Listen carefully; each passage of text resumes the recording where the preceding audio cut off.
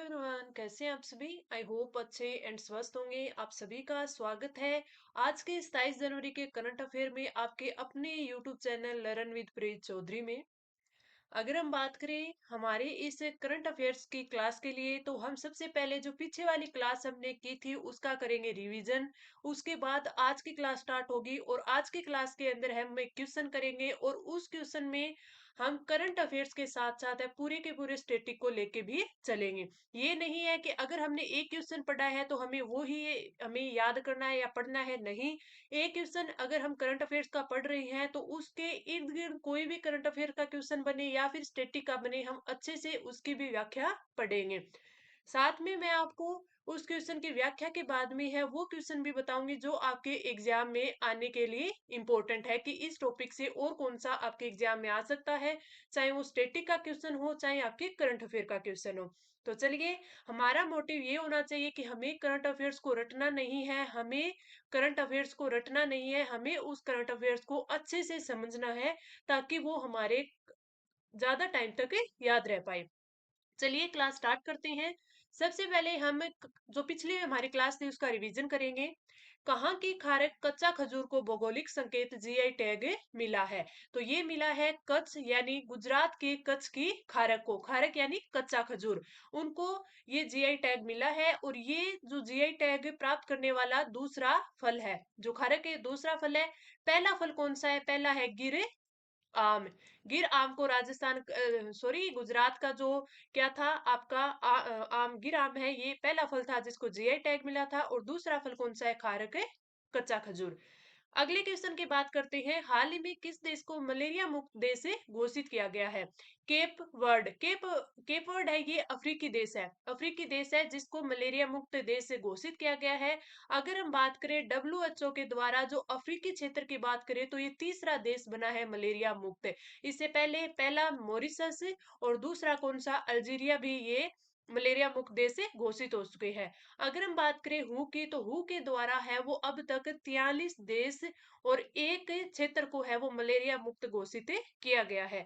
हमारे दक्षिण पूर्वी क्षेत्र की बात करें तो इसमें मालदीव, मालदीव को है वो कितने 2015 में मलेरिया मुक्त घोषित किया गया था। और 2016 में किसको किया गया था? श्रीलंका को किया गया था।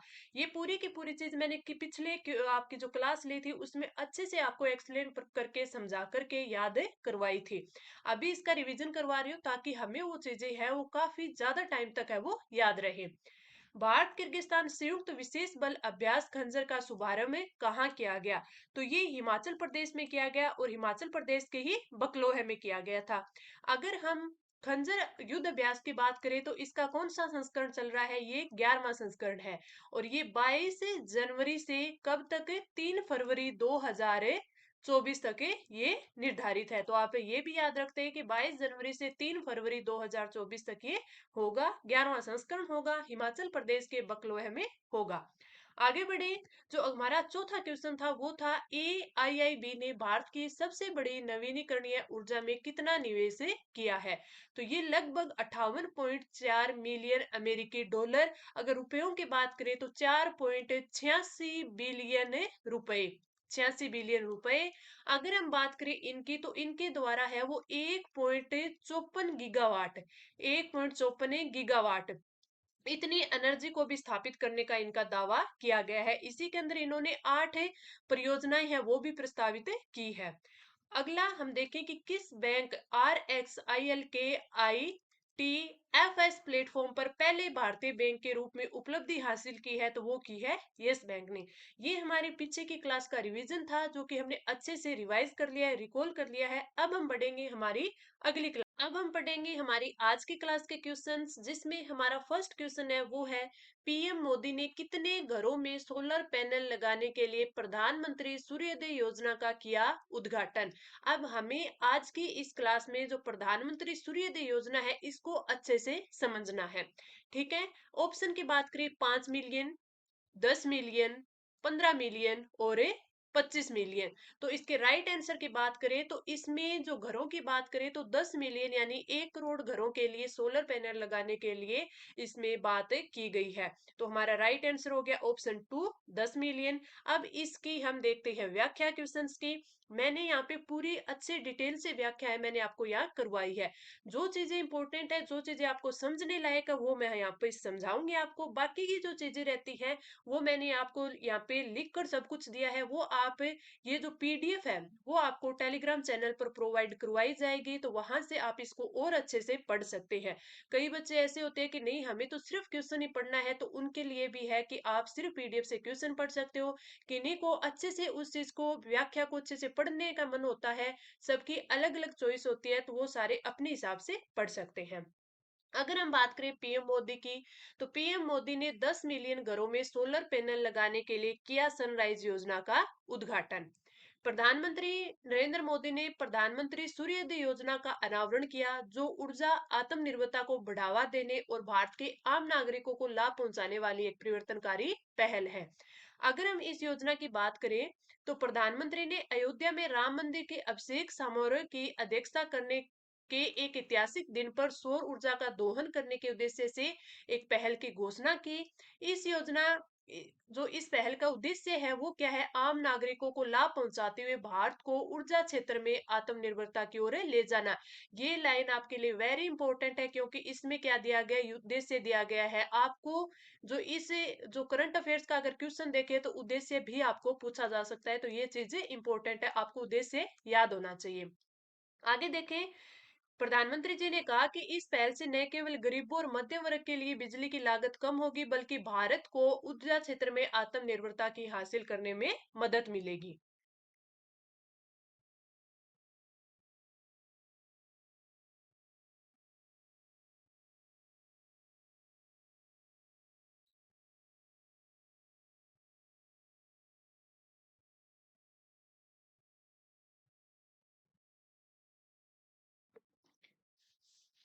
आगे बढ़े।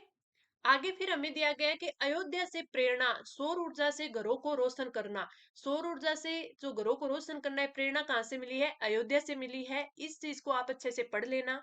योजना के तहत किसे मिलेगा लाभ, ये इंपॉर्टेंट हो जाता है। क्यों? क्योंकि योजना के बारे में पूछा जाता है कि योजना संबंधित किससे है, तो ये सोलर ऊर्जा से संबंधित है, रूफटॉप से संबंधित है। दूसरा अगर आपसे पूछेगा कि उसका उद्देश्य क्या है, वो मैंने आपको बता दिया। अब किसको लाभ मिलेगा, ये चीज हमें देखनी है। देश के गरीब और मध्यम वर्ग के लोगों के लिए शुरू होने जा रही है। सुदूर क्षेत्र में रहने वाले लोगों को इस योजना के अंतर्गत लाया जाएगा। फिलहाल सरकार ने ऐसा कोई निर्देश तो नहीं दिया है, लेकिन जिन परिवारों की आय 2 लाख रुपए से कम होगी उन्हें इस योजना का लाभ मिलेगा, तो इस चीज को भी आपको ध्यान में रखना है। फिलहाल 1 करोड़ लोगों को योजना के तहत लाया जाएगा। सोलर पैनल लगने के बाद लोग बिजली के बिल की टेंशन से मुक्त हो जाएंगे, और इसका सबसे ज्यादा फायदा उन राज्यों को मिलेगा जहां बिजली काफी ज्यादा महंगी है। तो इस चीज को आपको ध्यान में रखना है। आगे देखें तो प्रधानमंत्री सूर्योदय योजना का विजन क्या है। विजन यही है कि इस योजना में सरकार 1 करोड़ घरों पर रूफटॉप सोलर लगाने के लक्ष्य के साथ इस योजना को शुरू कर रही है, तो ये भी आपको याद रखना है, ठीक है। अब हम देखते हैं कि परीक्षा से संबंधित महत्वपूर्ण प्रश्न, इस टॉपिक से कौन से क्वेश्चंस बन सकते हैं। तो पीएम मोदी द्वारा घोषित प्रधानमंत्री सूर्योदय योजना का प्राथमिक लक्ष्य क्या है। मैंने आपको पहले ही बताया था प्राथमिक लक्ष्य क्या, ये देखिए, आम नागरिकों को लाभ पहुंचाते हुए भारत को ऊर्जा क्षेत्र में आत्मनिर्भरता की ओर ले जाना, ये क्वेश्चन बन सकता है। अगला, सरकार का लक्ष्य प्रधानमंत्री सूर्योदय योजना के तहत कितने घरों को रूफटॉप सोलर से लेस करना है, तो 1 करोड़ घरों को।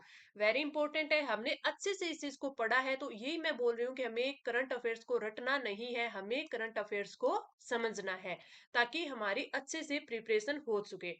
और इसमें स्टेटिक भी हमारा साथ में रहेगा, ताकि कोई भी एग्जाम हो तो उसमें हम अच्छे से स्कोर कर पाए। अब आगे बढ़ते हैं। अगला हमारा क्वेश्चन है, दिल्ली में असम के ब्रेव हार्ट लाचित बरफुकन पुस्तक का अनावरण किसने किया।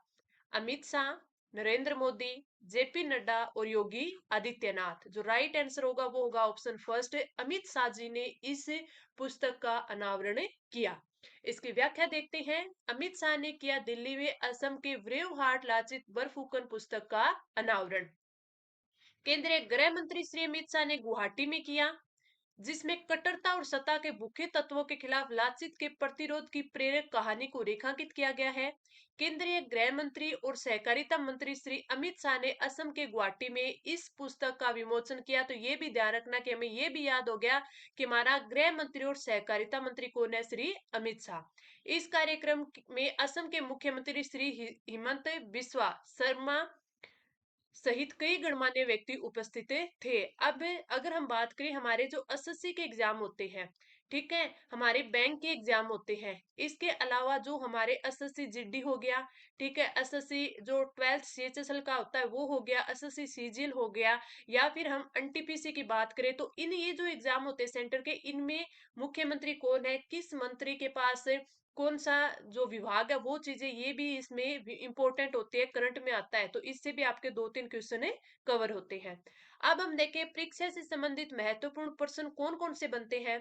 पुस्तक विमोचन कार्यक्रम कहाँ आयोजित किया गया था, तो ये असम के गुवाहाटी में किया गया था। पुस्तक के अनुसार लाचित बरफुकन ने कौन सी लड़ाई लड़ी थी, तो उन्होंने कट्टरता और सत्ता के विरुद्ध लड़ी थी। लचित बरफुकन ने किस क्षेत्र में कट्टरता के खिलाफ लड़ाई लड़ी थी। तो ये जो क्वेश्चन है ये आपके लिए स्टैटिक में इंपॉर्टेंट है हो सकते हैं, तो इन सबको भी आपको अच्छे से देखना है। आगे बढ़े, अगला हमारा क्वेश्चन है, किसने बहुभाषी शिक्षा के लिए अनुवादनी ऐप लॉन्च किया है। इसका मैंने आपको टेलीग्राम पर भी पूरा का पूरा है वो प्रोवाइड करवाया था कि अनुवादनी ऐप क्या होता है, कब लॉन्च हुआ, किसने लॉन्च किया। जो इंपॉर्टेंट चीजें होती हैं वो उनका मैं आपको टेलीग्राम पर भी रोज का प्रोवाइड करवाती रहती हूँ, ये जो भी कोई न्यूज आती है तब, ताकि आप उस चीज को एक बार पढ़ ले तो वो चीजें आपके माइंड में रहे। केरल सरकार, गुजरात सरकार, केंद्र सरकार और राजस्थान सरकार। राइट आंसर होगा ऑप्शन है थर्ड है केंद्र सरकार।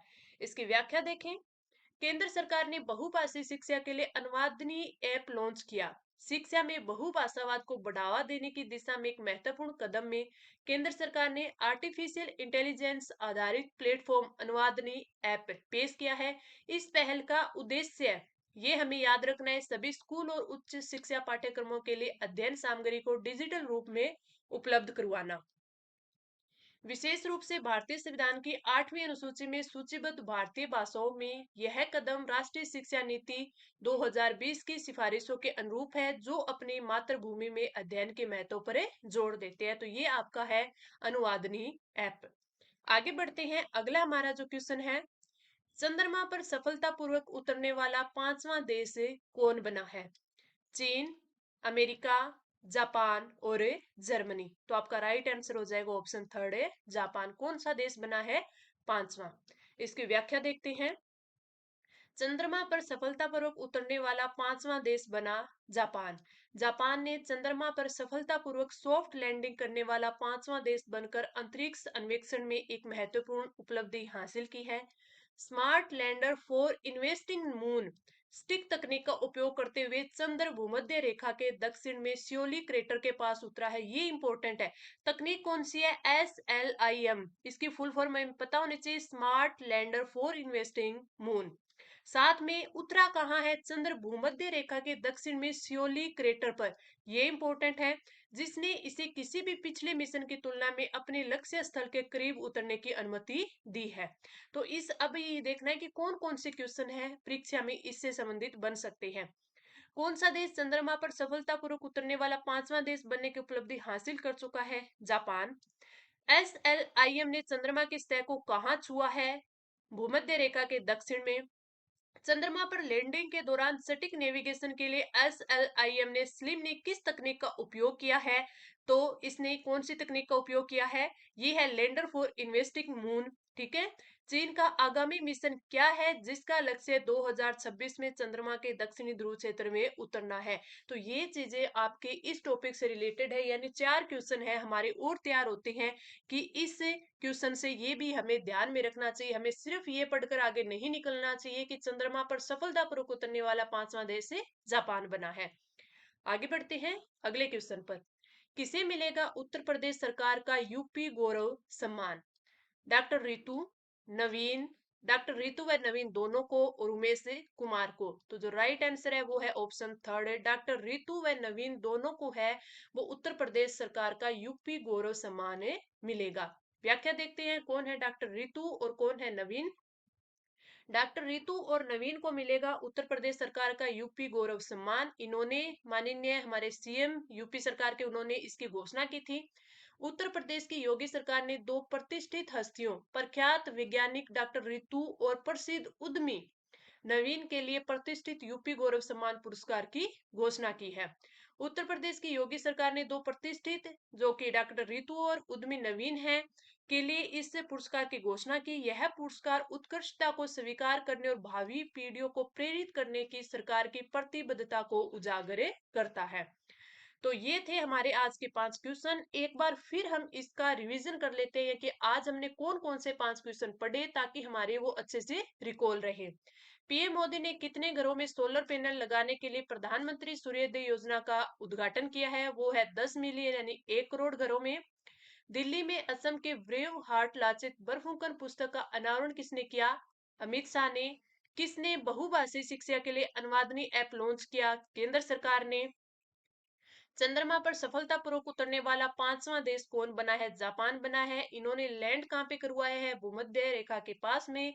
किसे मिलेगा उत्तर प्रदेश सरकार का यूपी गौरव सम्मान? डॉक्टर रितु को और उद्यमी नवीन को। तो ये हमने अच्छे से कल का रिवीजन किया था, आज का रिवीजन कर लिया, अच्छे से हमने समझा। इसकी जो पीडीएफ है वो आपको मैं प्रोवाइड करवा दूंगी हमारे अपने टेलीग्राम चैनल लर्न विद प्रीत चौधरी पर, जिसका लिंक है इसी क्लास के नीचे भी आपको प्रोवाइड करवा दिया जाएगा। तो आपको क्लास कैसी लगी कमेंट करके जरूर बताना। अच्छी लगी तो लाइक करना, अपने दोस्तों के साथ शेयर भी करना। अगर आपने अभी तक चैनल को सब्सक्राइब नहीं किया है तो सब्सक्राइब कर लेना। अब मिलते हैं अगली क्लास में। धन्यवाद।